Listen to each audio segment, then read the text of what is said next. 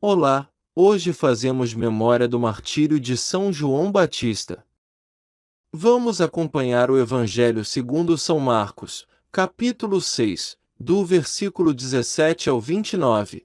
Naquele tempo, Herodes tinha mandado prender João e colocá-lo acorrentado na prisão. Fez isso por causa de Herodíades, mulher do seu irmão Felipe, com quem se tinha casado. João dizia a Herodes: Não te é permitido ficar com a mulher do teu irmão. Por isso Herodíades o odiava e queria matá-lo, mas não podia. Com efeito, Herodes tinha medo de João, pois sabia que ele era justo e santo, e por isso o protegia. Gostava de ouvi-lo, embora ficasse embaraçado quando o escutava. Finalmente, chegou o dia oportuno. Era o aniversário de Herodes, e ele fez um grande banquete para os grandes da corte, os oficiais e os cidadãos importantes da Galiléia. A filha de Herodíades entrou e dançou, agradando a Herodes e seus convidados. Então o rei disse à moça: Pede-me o que quiseres e eu te darei. E lhe jurou dizendo: Eu te darei qualquer coisa que me pedires, ainda que seja a metade do meu reino. Ela saiu e perguntou à mãe: O que vou pedir? A mãe respondeu: A cabeça de João Batista. E, voltando depressa para junto do rei, pediu: Quero que me deis agora, num prato, a cabeça de João Batista. O rei ficou muito triste, mas não pôde recusar. Ele tinha feito o juramento diante dos convidados. Imediatamente, o rei mandou que um soldado fosse buscar a cabeça de João. O soldado saiu, degolou na prisão, trouxe a cabeça num prato e a deu à moça. Ela a entregou à sua mãe. Ao saberem disso, os discípulos de João foram lá, levaram o cadáver e o sepultaram. Palavra da salvação. Glória a vós, Senhor. São Beda escreveu: Uma antiga história conta que Filipe, filho de Herodes, o Grande, em cujo tempo o Senhor fugiu para o Egito, e irmão deste Herodes, sob quem Cristo sofreu, casou-se com Herodias, filha do rei Aretas.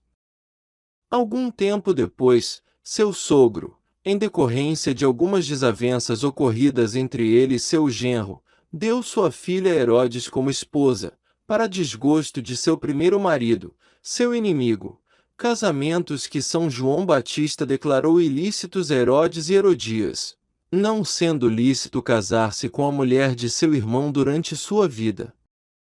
Herodias temia que um dia Herodes se arrependesse, ou que se reconciliasse com seu irmão Felipe, e o casamento deles fosse dissolvido pelo repúdio. Pois Herodes, continua ele, sabendo que João era um homem justo e santo, temia-o e olhava para ele com respeito. Entre todos os homens, apenas 2 celebraram o dia de seu nascimento com festas alegres, Herodes e Faraó. Mas ambos os reis, por infeliz favor, mancharam de sangue seu nascimento, embora Herodes tenha usado de impiedade ainda maior nisso. Ao matar o santo e inocente professor da verdade, e isso pelo voto feito e a pedido de uma dançarina. E continua, entrou a filha de Herodíades, dançou, etc. E o rei disse: Pede-me o que quiseres, e eu te darei. O juramento não o isenta de homicídio, e talvez ele tenha jurado ter a oportunidade de matar, porque se Herodias tivesse pedido a vida do pai ou da mãe, ela não o teria concedido. E quando ela saiu, disse à mãe: O que devo pedir? O sangue foi uma recompensa digna por tal dança. E voltando imediatamente com toda a pressa ao rei, ele fez isso com ele. É costume nas Escrituras registrar como fato o que diz a opinião da maioria, como todos acreditavam naquela época, e por isso, assim como chama São José de pai de Jesus, nome que também lhe foi dado pela própria Virgem, Lucas 2,48. Também agora diz que Herodes ficou triste, porque os que o rodeavam acreditaram. Esse hipócrita, escondendo o que sente, usa tristeza no rosto, quando tem alegria no coração, e desculpa sua maldade com um juramento, para se tornar ímpio sob a máscara da piedade. Mas em atenção, continua ele, ao juramento e aos que estavam com ele à mesa, ele não queria incomodá-la. O que ele acrescenta então, e para aqueles que estavam com ele à mesa, é mostrar-nos a todos como cúmplices da sua maldade e aspergir sangue nas iguarias daquele banquete lascivo e impuro. E continua, mas, enviando um lanceiro, mandou trazer a cabeça de João numa fonte. Herodes não se envergonhou de que a cabeça do homem massacrado tenha sido apresentada aos convidados, algo inédito, já que em nenhum lugar se lê que o faraó cometeu tal loucura. Com ambos os exemplos, porém, fica provado que nos é mais útil recordar frequentemente o dia da nossa morte, temendo e agindo castamente, do que celebrar lascivamente o dia do nosso nascimento. Esse homem nasce no mundo para trabalhar, e os eleitos passam do mundo para descansar através da morte. E ele cortou a cabeça na prisão. Joséfo relata que São João foi feito prisioneiro no castelo de Macheron e ali foi decapitado, e a história diz que ele foi sepultado em Sebaste, cidade da Palestina, que já foi chamada de Samaria. A decapitação de São João significa, portanto, que a crença do povo de que ele era o Cristo foi enfraquecida, tal como a exaltação do Salvador na cruz marca o progresso da fé. Porque aquele mesmo que as multidões antes acreditavam ser profeta é reconhecido como Filho de Deus por todos os fiéis. Por isso São João, que deveria estar diminuindo, nasceu quando os dias começam a diminuir, enquanto o Senhor nasce quando eles começam a crescer.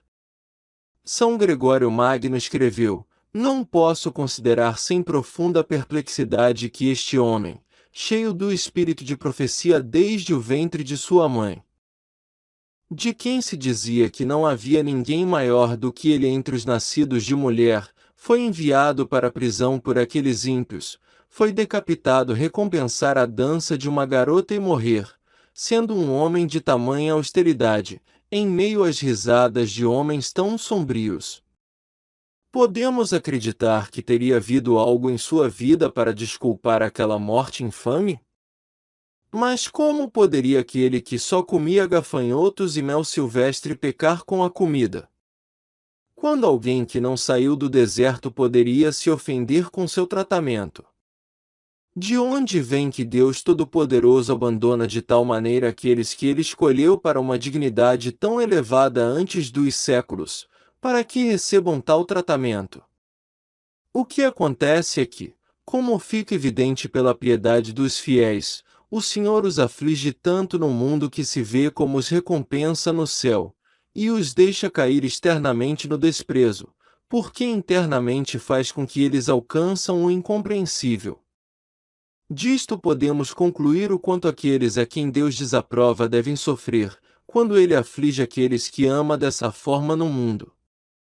Quando ele soube disso, seus discípulos vieram e pegaram seu corpo e o enterraram. Ajude este canal se inscrevendo e compartilhando este vídeo. Até amanhã!